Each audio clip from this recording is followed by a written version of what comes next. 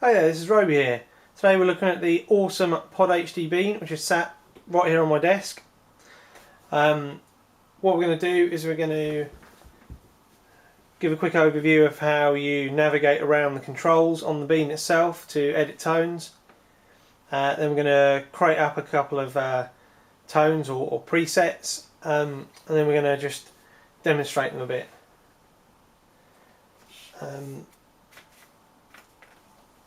Okay, so first of all, this is the main interface. You've got all your controls around the outside here. Your master volume, and then is obviously an independent control of all the presets. That's like a global master volume control. All these other controls are for the actual preset itself.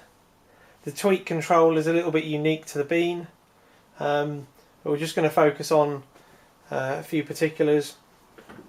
So obviously you've got your drive, bass, middle, treble, presence and volume. They're all per amp per preset, and you can have 2 amps in a preset, so you can have like a dual amp rig. Then obviously we've got this like 4-way directional pad just over here, and you can like move left and right throughout the whole signal chain. And then you can also move up and down, because sometimes you need to do that. Down here you've got like 4 encoders, and therefore when you're editing some of the effects and the amps, and they do different things. They usually tell you down at the bottom of the screen here what they're going to do. Then over here you've got a move button, so what you can do is you can move the effects around in the signal chain. You can also assign control to it. Like if you've got a foot pedal connector, which I have today, I've got an FPV Shortboard Mark II. Over here you've got save button. You've got a view button, because you can have different views. So here you can see what effects are going to be switched on and off by the foot pedals if you've got a floor controller as well. And also it tells you what different tones you've got in the bank of 4 that you're currently in. Or you've got like a gig view, so what you can do is you can see what preset you're on a bit more clearly. You've got your save button up here as well. So if you want to save a tone, you edit it, press save, and what you can do is you can give it a different name. Or what you can actually do is here these encoders, you can change what set list it goes in with this one, because it says number 1 set list. Number 2 destination, so that's which preset in this current set list. And you've got your cursor and your character, so you can do the name to whatever you want it to be, and then you press save again and it saves it. So that's a little bit of a bit there. We've got this control up here, which is you double press this one up here, the enter control, to edit the effect that you're on. But what we'll do is we'll show you how to use them while actually correcting some tones. So what we're going to do to start with, we're going to scroll over, select this little amp model. It says amp disabled. Number 1 is your control to actually change the amp model. So we're going to go to blackface double normal channel. What we're then going to do is where you can just basically tweak the settings as you need to up here, and it will just pop up like the edit screen. If you actually want to just look in there and see what the settings are, you can double press the enter button while you're actually on the amp model. So look, double press that and you go into the same screen. The little black dots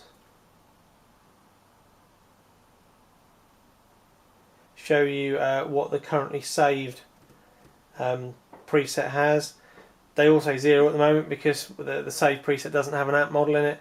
Once we've saved this, it will show what they actually are, and that's handy when you come to later on you want to tweak it. You can actually, you turn your knobs and you think, no, I prefer how it used to sound. Well, that's what the black dots are for.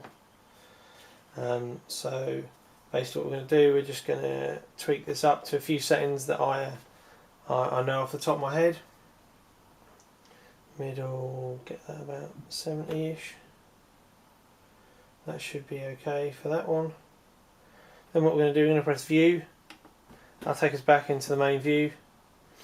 So what I want to do in this one, I actually want to create a dual preset, dual amp preset. So we need to move this one into, so you press move, and you see it highlights the amp. What we're going to do is we're going to move it, press right, which moves it to the right, and it kind of splits it up into two different signal chains. You can actually move all the different effects into two different signal chains, so you have a totally stereo rig. So you've got different things coming out of one and the other. Speaker. So we're going to press move again to confirm that we want to move it there.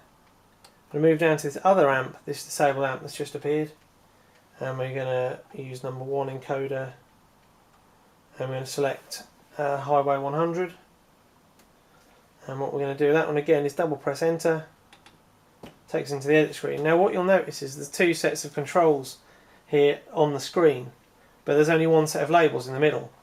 Well, that's because when you've got two amp models, the top, so both these on the left hand side are your drive or your gain control. The top one is for your top amp model, bottom one is for the one underneath. You can see at the bottom here it's telling you Highway 100. Well, if you actually press up and down, you see it goes to the blackface double and then back down to the Highway 100. So that's showing that that's the current one that I'm editing, which is the bottom amp of the two, which is what I want to do. And what you'll do is you'll see these controls move, again as we're editing them. So let's have the drive up a bit. Let's have the bass up a bit as well. And the volume a bit.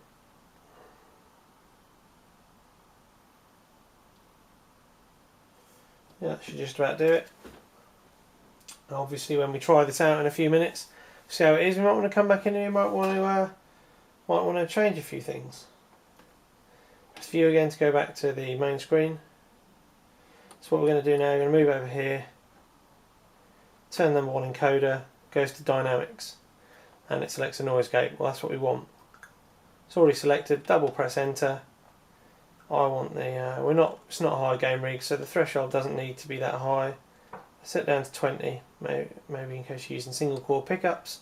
Decay, I want to hear everything. I don't want it to decay. I want to hear absolutely everything. So we're going to turn that to 100, and then what we're going to do is we're then going to go to back to view. And we're going to turn the knob twice this time, go past the noise gate dynamics to distortion. I want to have a tube screamer, so I'll double press edit on that. We're going to have maybe the bass up a little bit, so you see you can scroll up and down in here and to select which one you want to edit, and then down at the bottom here you can also use number 3 encoder to go up and down as well. And then it's the number 4 one to change the value of the one that you've highlighted. So let's turn that up a little bit. I use the screamer a lot, so I know which settings I like to tweak.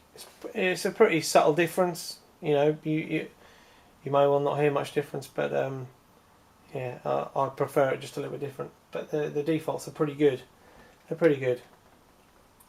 Now what we're going to do, we're going to use a little trick that if you've ever watched any of Glenn DeLune's videos, you'll have seen this one quite a lot. And basically what we're going to do is we're going to select a delay patch. It's actually going to be a digital delay. What we're going to do is we're going to move that one into one of the stereo paths. Now when you automatically add a stereo path, just confirm that move. When you move your 2 amps to be a dual tone rig, it automatically pans all the audio from one amp to one side and all the audio from the other amp to the other side, because it's obviously stereo. You can see that if you scroll over here into this little bar, which is the mixer. You can see pan A is all the way 100% to the left and pan B is all 100% to the right. And you can change that. You can use 3 and 4 just to change them. We can put it dead center, but I'm going to leave it like that for now because we're going to do a little trick with this delay I've just added in there. So we double press enter to edit it, and then what we're going to do is we're going to oops, that was helpful that I just turned the wrong knob. There you go. So let's put that back to digital delay. It's easily done, and let's just turn that milliseconds all the way down to 20. Feedback, we want to basically just be 1. We don't really want any feedback. Bass and treble are fine. We have mix all that to 100, because what we're going to do here, what we're saying is we want to delay all the sound from one side, from the left of the stereo field. We want to delay that by 20 milliseconds, and what that does, it kind of adds more dimension to the sound. It gives you a fatter tone, you know, and it just sounds great. So yeah, good on Glenn. Press view again, go back there, and we're just gonna add one more thing. Gonna add some hall reverb,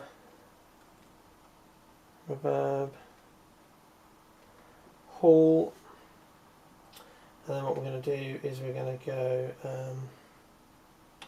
I think we're just gonna, all the settings are fine apart from mix. We just want that to be